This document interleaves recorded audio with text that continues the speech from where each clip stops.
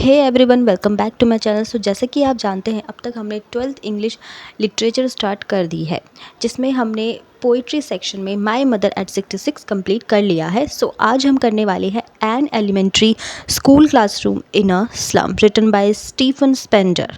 Okay, so friends, मैं आपको stanza wise समझाऊंगी with detail explanation in English and Hindi. ठीक है। Now, stanza 1.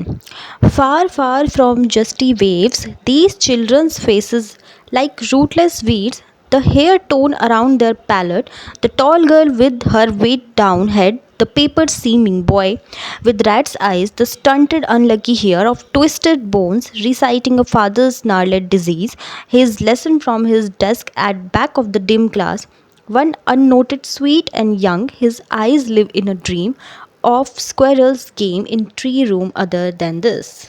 So, the poet sees children sitting in the classroom of a school in a slum. He describes their sad and pathetic looks through moving words pictures. He says that the bloodless faces of these children are far from the justy waves of life and activity that are a mark of childhood.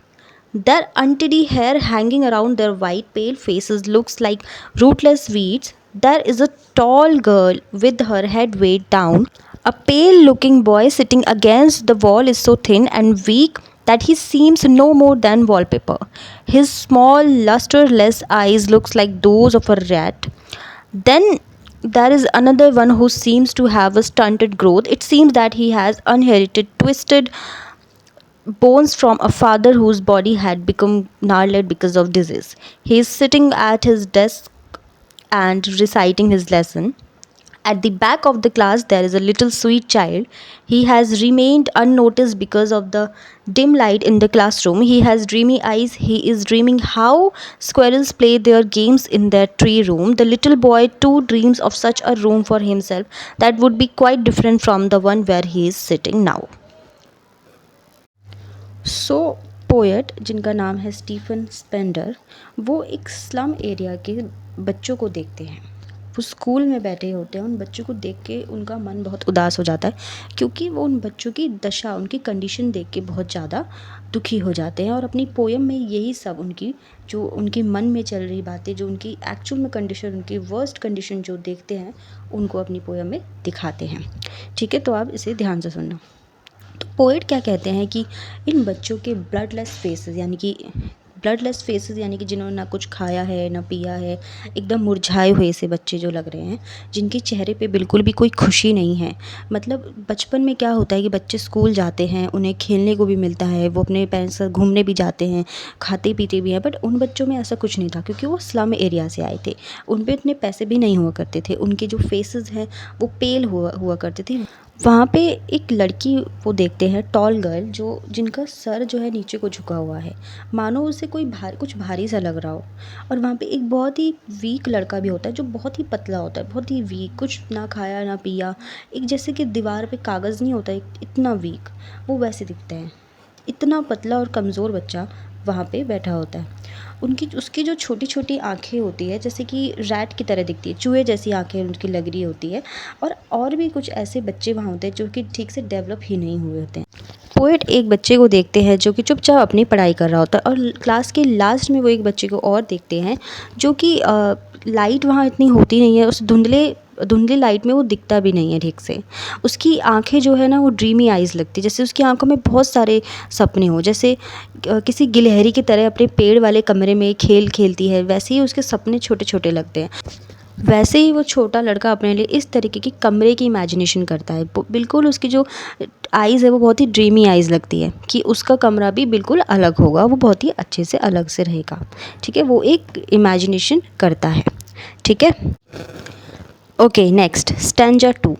On sour cream walls, donations, Shakespeare's head, cloudless at dawn, civilized dome riding all cities, belled flowery Tyrole's valley, open-handed map, avoiding the world, its world, and yet for these children, these windows, not this map, their world, where all their futures painted with the fog, a narrow street sealed in with a lead sky, far, far from rivers, capes, and stars of words.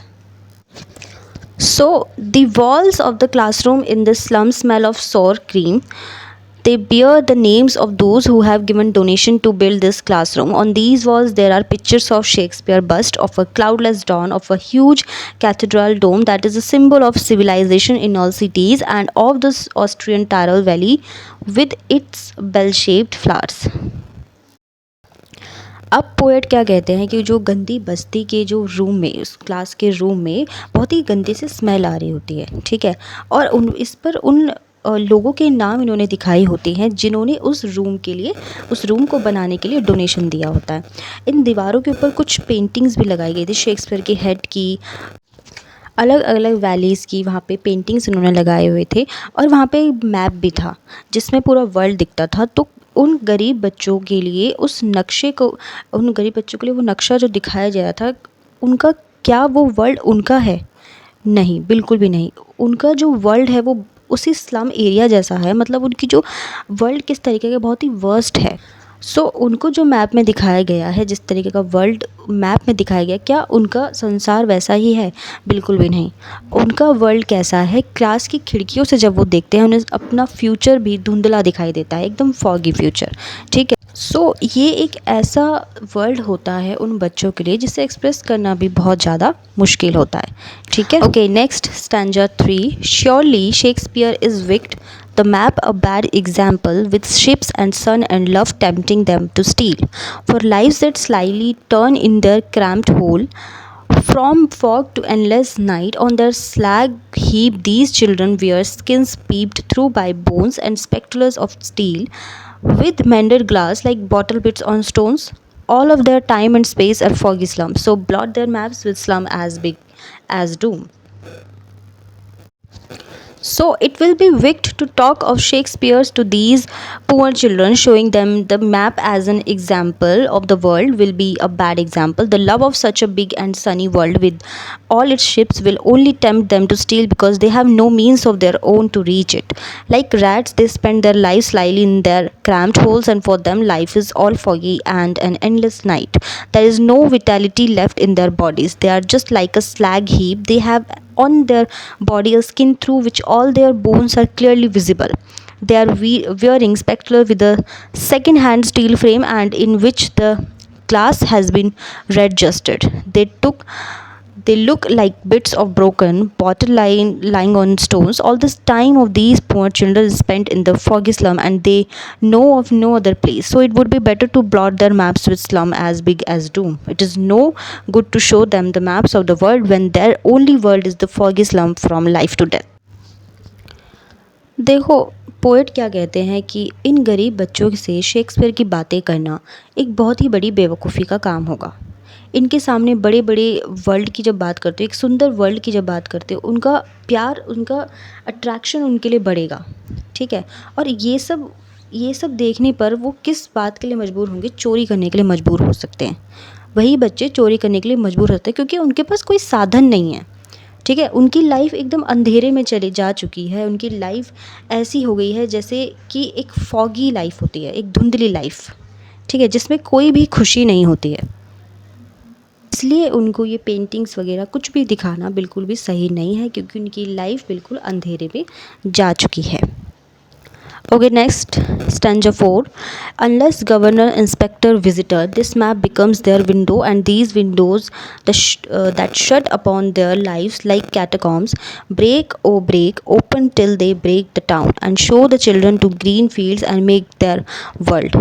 Run azure on gold sands, and let their ranges run naked into books, the white and green leaves open, history theirs whose language is the sun. सो अब ये lines poet, governor, inspector और उन सबको address करते हैं जो वहाँ पे आते हैं, ठीक है। तो पोएट कहते हैं कि ये संसार के जितने भी मैप्स हैं ये उन गरीब बच्चों के लिए नहीं है, ये बिल्कुल उनके लिए यूज़लेस है क्योंकि उनका इस रियलिटी से कोई लेना देना ही नहीं है। उनकी रियलिटी कुछ और है। उनकी रियलिटी क्या है? फॉगी स्ट्रीट्स, ठीक है। वो जब तक इस संसार की, यानी जब तक वर्ल्ड की एक रियल विंडो नहीं बन जाते, जब तक वो यहाँ से बाहर नहीं निकल जाते, तब तक उनके लिए ये मायने नहीं रखते। सो अब पोएट उनसे कहना चाहते हैं, जो भी वहाँ विज़िट करते हैं उनसे वो ये कहना चाहते हैं कि इन खिड़कियों को तोड़ दे वो और उन बच्चों को बाहर जाने दे, जहाँ पे वो हरे हरे खेतों को देख सके, वहाँ ग्रीनरी देख सके, स्काई को देख सके और वहाँ पे खेल भी सके। इस तरीके की उनकी जो लाइफ की थोड़ी टेंशन थोड़ी कम होगी और थोड़ी वो अपने पढ़ाई पर भी ध्यान देंगे और एक अच्छे अच्छे एटमॉस्फेयर, अच्छे वातावरण में रह पाएंगे। ठीक है। वो कहते हैं कि बुक्स के वाइट पेजेस और ट्रीज़ के हरे हरे लीव्स, ये सब उनकी लाइफ को आगे बढ़ाने में बहुत इम्पोर्टेंट रोल निभाएंगे। ठीक है। सो फ्रेंड्स, ये थी पोएम। आई होप आपको अच्छी लगी हो। अब हम कुछ शॉर्ट क्वेश्चन आंसर्स देख लेंगे, कुछ इंपॉर्टेंट क्वेश्चन आंसर्स देख लेंगे। आप इन्हें वीडियो को पॉज करके स्क्रीनशॉट लेके भी इन्हें लिख सकते हो अगर आप लिख रहे हो तो।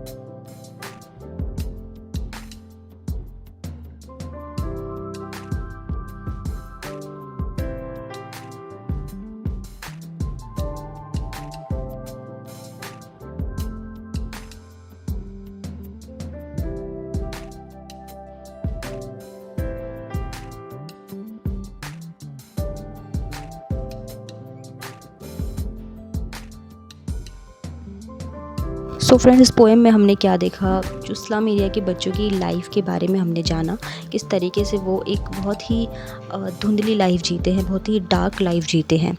ठीक है। सो आई होप आपको ये वीडियो अच्छी लगी हो। अगर आपको ये वीडियो अच्छी लगी है तो प्लीज़ इसे लाइक कीजिए, ज़्यादा से ज़्यादा शेयर करें और मेरा चैनल सब्सक्राइब करना मत भूलिए। और हाँ, बेल आइकन प्रेस करना भी मत भूलिएगा, ताकि आपको मेरी अपकमिंग वीडियोज़ की नोटिफिकेशन मिलती रहे। मिलते हैं अपनी नेक्स्ट वीडियो में। Till then, bye bye, take care.